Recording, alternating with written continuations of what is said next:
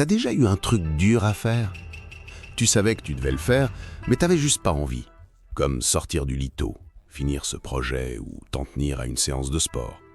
C'est comme si ton cerveau sait ce qui est bon pour toi, mais qu'il te dit quand même « Non, restons tranquilles ».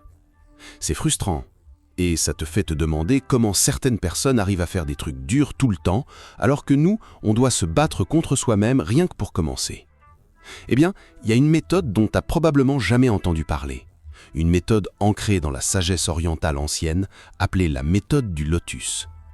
Il ne s'agit pas juste de supporter la douleur, comme dans la culture de l'acharnement. Il s'agit de reprogrammer ton cerveau pour qu'il ait envie du chemin difficile, comme les samouraïs, les moines et les guerriers légendaires du passé. Laisse-moi te montrer comment ça marche. Mais d'abord, je vais te raconter une histoire, une vraie. Dans le Japon du XIIe siècle, pendant la guerre de Genpei, il y avait un moine guerrier nommé Benkei. Quand il était jeune, il était sauvage, têtu, et connu pour chercher la bagarre avec quiconque croisait sa route. Mais un jour, il défia la mauvaise personne, un samouraï calme et concentré nommé Yoshitsune. Et pour la première fois, Benkei perdit. Mais au lieu de se mettre en colère ou d'être amer, Benkei fit quelque chose d'inattendu. Il s'inclina et jura fidélité à son adversaire. À partir de ce moment, la vie de Benkei changea. Il passa par un entraînement intense, des longs voyages et des batailles brutales. Il y eut des moments de faim, des nuits glaciales et de la douleur. Mais il ne recula jamais. Pourquoi? Parce que Benkei avait appris à voir la lutte différemment. Il ne l'évitait pas, il l'acceptait. Il croyait que la souffrance avait un pur-pot, que chaque épreuve le rendait plus fort. Cet état d'esprit, cette capacité à grandir à travers la douleur, c'est le cœur de la méthode du lotus. Comme la fleur de lotus qui s'élève à travers les eaux denses et boueuses pour s'épanouir dans la lumière, Benkei a transformé ses luttes en force.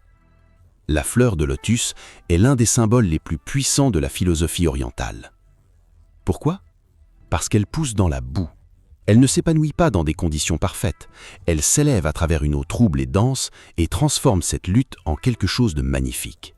C'est le noyau de la méthode du lotus.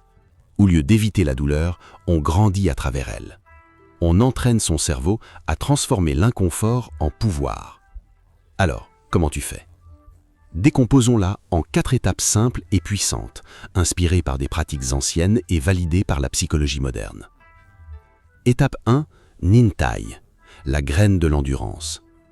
Le premier stade du lotus, c'est la graine enfouie dans la boue. Ça s'appelle Nintai, ce qui signifie endurer patiemment. Le lotus ne panique pas dans le noir, il reste là, il s'adapte. Les samouraïs utilisaient ce principe à l'entraînement. Ils ne s'attendaient pas à ce que les choses soient faciles. Ils accueillaient la difficulté comme le point de départ naturel. Les neurosciences modernes appellent ça la flexibilité psychologique. La capacité à rester face à l'inconfort sans y réagir, de se dire « oui, c'est dur, et je vais le faire quand même ». Étape d'action, la prochaine fois que tu résistes à une tâche difficile, ne lutte pas contre ce sentiment. Reste avec lui. Respire. Reconnais l'inconfort et avance quand même. C'est ta graine. C'est là que la croissance commence. Étape 2, Shishei, la posture du but. Alors que le lotus commence à s'élever, il le fait avec une direction. Les samouraïs appelaient ça Shishei, ta posture, ton intention, ta position. C'est la manière dont tu te tiens face à un défi. Les samouraïs ne s'affalaient pas et n'hésitaient pas. Ils bougeaient avec détermination, même quand ils avaient peur. Aujourd'hui, les psychologues parlent de cognition incarnée. La posture de ton corps affecte ton esprit.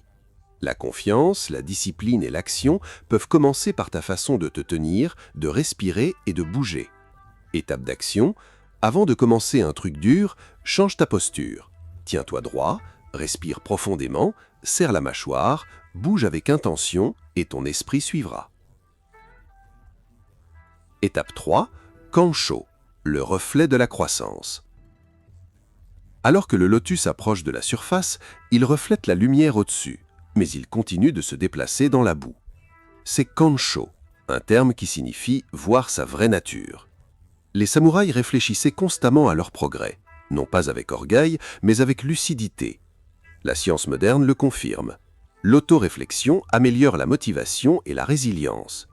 Quand tu prends le temps de remarquer ta croissance, ton cerveau crée des connexions plus fortes pour continuer. Étape d'action, note tes victoires, même les plus petites. Fais un bilan chaque semaine. Regarde en arrière et demande-toi « Qu'est-ce que j'ai surmonté? Qu'est-ce que j'ai appris ?» Ton cerveau a besoin de la preuve que le progrès est réel.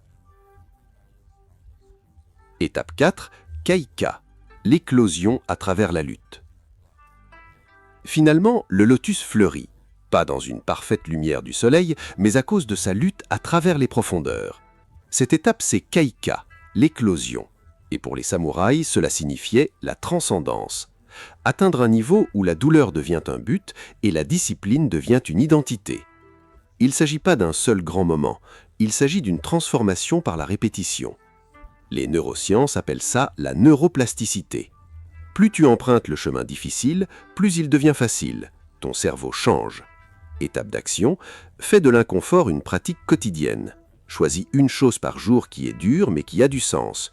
Pas pour te punir, mais pour forger ton identité. L'éclosion ne se produit qu'après la traversée de la boue. Les samouraïs n'étaient pas des surhommes, le lotus n'est pas magique, mais les deux nous enseignent la même vérité. La croissance ne vient jamais du confort. Elle vient du fait de faire face à la boue, de s'élever à travers elle et de fleurir malgré tout. Alors la prochaine fois que ton cerveau te dit « c'est trop dur », souviens-toi du lotus, souviens-toi de Benkai et souviens-toi que la grandeur ne vient pas du talent, elle vient d'un effort constant et concentré. Utilise Nintai, pratique Sishei, réfléchis avec Kansho et éclot avec Kaika. C'est ça la méthode du lotus. C'est comme ça que tu reconfigures ton cerveau pour les choses difficiles. Si ça a résonné en toi, oublie pas de liker, de commenter et de t'abonner pour plus de sagesse ancienne fusionnée avec la science moderne. Dis-moi en commentaire, quel est ce truc difficile que tu t'engages à faire aujourd'hui? J'adore entendre ton histoire. Jusqu'à la prochaine, continue de t'élever et de grandir.